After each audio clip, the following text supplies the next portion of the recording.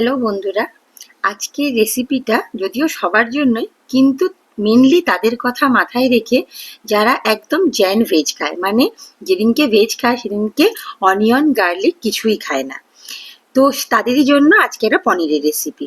প্রথমে পনিরগুলোকে চৌকো চৌকো করে কেটে নিয়ে কড়াইতে বেশ খানিকটা বাটার আর একটু সাদা তেল দিয়ে পনিরগুলোকে ভেজে তুলে নিতে হবে। তারপরে একটা মিক্সিং জারে 2 চামচ পোস্ত আর বেশ কিছু কাজু বাদাম আর কয়েকটা কাঁচা লঙ্কা বেটে নিতে হবে।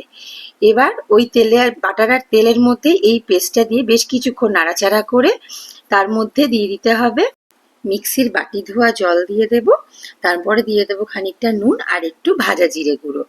এবার এটা দিয়ে বেশ খানিকক্ষণ ফুটিয়ে নেওয়ার পরে কিছুটা 2 চামচ মতন ফেটিয়ে রাখা দই ওর মধ্যে দিয়ে দেবো, আর দিয়ে দেবো ওই দইয়েরই বাটি ধোয়া জলটা। তারপরে যখন বেশ কিছুক্ষণ ফুটে গিয়ে একটু তেল ছেড়ে ছেড়ে আসবে, তখন ওর মধ্যে দিয়ে দেবো বেশ কিছুটা চিলি ফ্লেক্স।